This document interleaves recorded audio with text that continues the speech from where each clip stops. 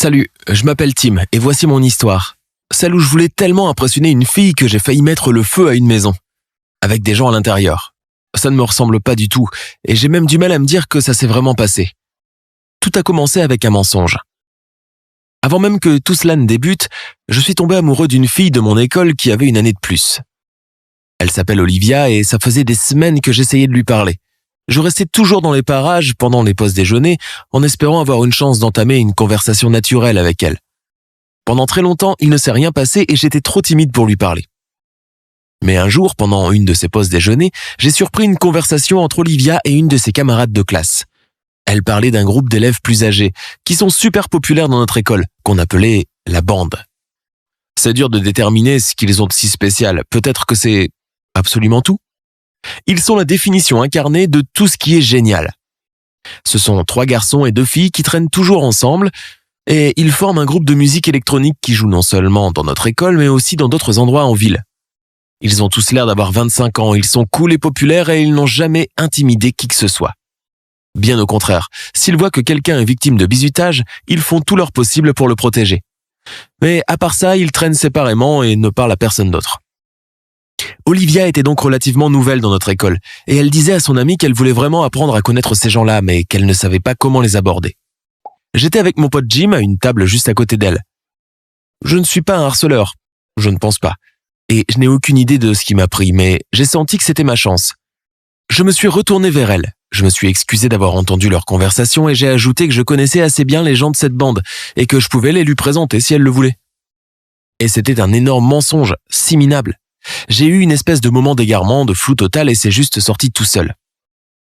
Elle a dit « Oh, génial !» puis a enchaîné « Pourquoi on ne fait pas ça maintenant ?»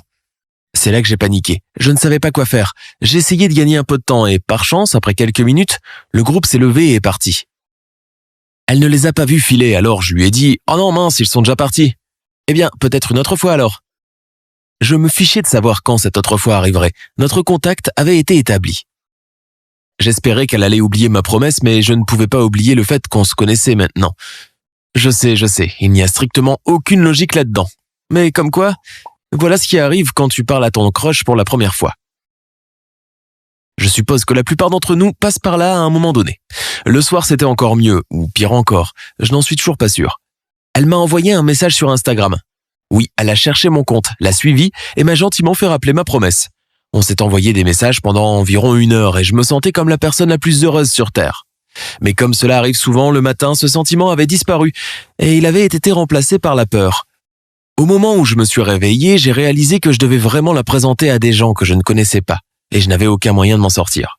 J'ai commencé à penser à des façons d'apprendre à connaître la bande de manière naturelle. Mais comme tu l'as probablement déjà deviné, je ne suis pas très doué pour ce genre de choses. En plus, des élèves plus jeunes essayent tout le temps de traîner avec eux, de s'asseoir à leur table à midi et ils ont l'air complètement ridicules. J'avais vraiment besoin d'aide, alors j'ai décidé de demander à mon ami Jim, dont j'ai déjà parlé. C'est littéralement la seule personne en qui je peux avoir confiance à l'école, alors je n'avais pas vraiment le choix. J'aimerais pouvoir dire que l'idée tarée que tu vas entendre était la sienne, mais j'ai bien peur de devoir avouer que c'était la mienne. Mais il était d'accord, donc je ne suis pas le seul responsable, n'est-ce pas? Bref, voilà ce qu'on a décidé de faire. Jim savait où se trouvait le garage où il jouait de la musique. Ce n'était pas un garage d'une maison, mais un ensemble de garages et d'entrepôts dans la banlieue. Il venait jouer tous les jeudis et samedis. L'idée était donc d'apporter un peu d'essence et de mettre le feu au garage. Juste un petit peu. Tu sais, juste pour créer l'illusion que c'était en feu et que je puisse venir les sauver comme un héros et apprendre à connaître la bande comme ça. Ouais, normal. La seule façon de briser la glace qui soit. Ça paraît tellement idiot dit de cette manière. Jim était avec moi pour m'aider et nous avons décidé de faire ça un samedi quand la bande devait être au garage. Et voilà ce qui s'est passé. J'ai versé de l'essence sur le mur juste à côté de la porte du garage. J'ai allumé une allumette et un des membres de l'équipe est sorti du garage et m'a vu clairement essayer d'y mettre le feu. Je l'ai regardé une seconde et je me suis enfui. Jim attendait un peu plus loin, hors de sa vue, mais il a couru comme un fou aussi. À ce moment-là, je ne pouvais même pas dire lequel de mes problèmes était le plus gros. Le lundi, à l'école, j'essayais de passer le moins de temps possible dans les couloirs. J'ai déjeuné dehors, je me cachais le visage la plupart du temps pour ne pas être remarqué par la bande ou par Olivia. Mais je n'ai pas tenu longtemps comme ça. Après mon dernier cours, je rentrais chez moi, les yeux baissés pour ne pas me faire remarquer. Et je suis tombé sur quelqu'un. C'était le type de la bande qui m'avait grillé le samedi. Les autres étaient là aussi et ils voulaient tous savoir ce qui se passait près de leur garage.